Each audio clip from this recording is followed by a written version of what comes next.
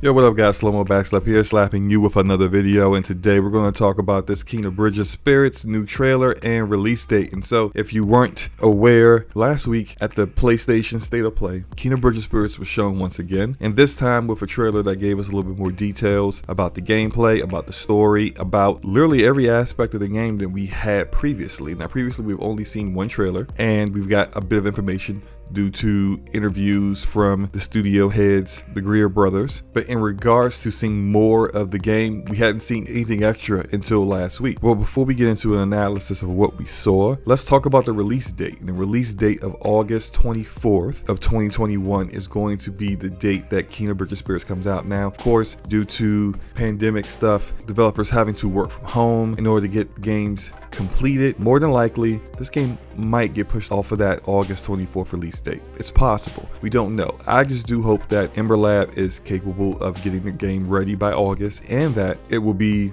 good to go. If it's not, please delay the game, because of course we would rather have a delayed game than a buggy game. Moving on, the animation continues to impress. Facial expressions when speaking to one another just looks amazing. It just shows how Ember Lab is a step above other indie developers when it comes to this kind of stuff, which shouldn't be a surprise if you watched my previous video talking about the history of Ember Lab and their roots as an animation studio before becoming a game developer. Then you would know for certain why they are so good at this. I mean, just look at the expressiveness of the ride. Like literally each individual ride has a different facial expression or a different body language than the other. It's attention to detail that we rarely see in this medium. The visuals still looking amazing. The village, the mountain, the characters, the details in the environment, it all looks great. They are clearly a talented developer when it comes to bringing a world to life. And then we also saw more of this fight against the main antagonist, which has me a little bit intrigued of what this antagonist's motivations are to stop Kena from freeing the mountain from this tormented spirit. Also, near the end of the trailer, don't know if you noticed it or not, but we see one of the villagers being attacked and then turned into the very monster that Kena is later on seen fighting. So I wonder, maybe this is just my theory, that what's really happening here at this village is the villagers are being transformed into these monsters that then go on and attack everyone else in the village. It's just, I don't know, it seems pretty intriguing, but I'm definitely here for it. Now, the two main concerns that I think most people had going into this game are, what's the combat really going to be like, and what's the length of this game despite the team being so small. So to Ember Lab is anywhere between 14 to 20 developer team, so they're not a very big studio, and we've seen some really amazing AA games come from smaller teams like Ninja Theory's 24 developer team that did Hellblade. It's definitely possible to get high quality content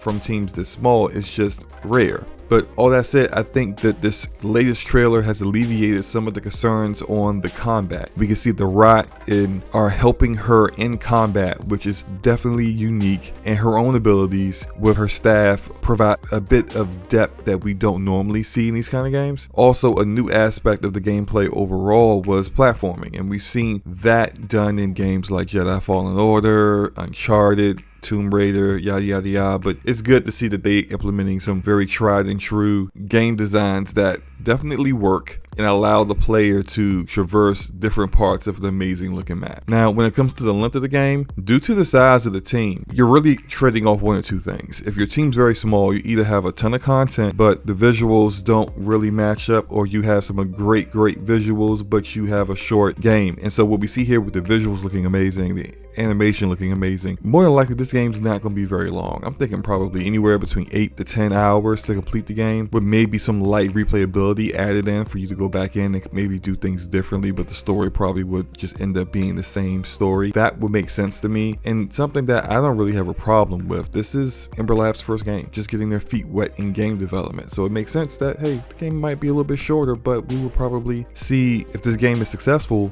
growth from the studio, and we would be able to see more from maybe a Kena 2 or what other project that they are working on. But all that said, I'm looking forward to Kena in August, and I wonder if you are too. Let me know in the comment section below. Hit the like button if you liked the video, hit the dislike button if you didn't, it's all good. And hit the subscribe button if you want to see more content like this in the future. Peace.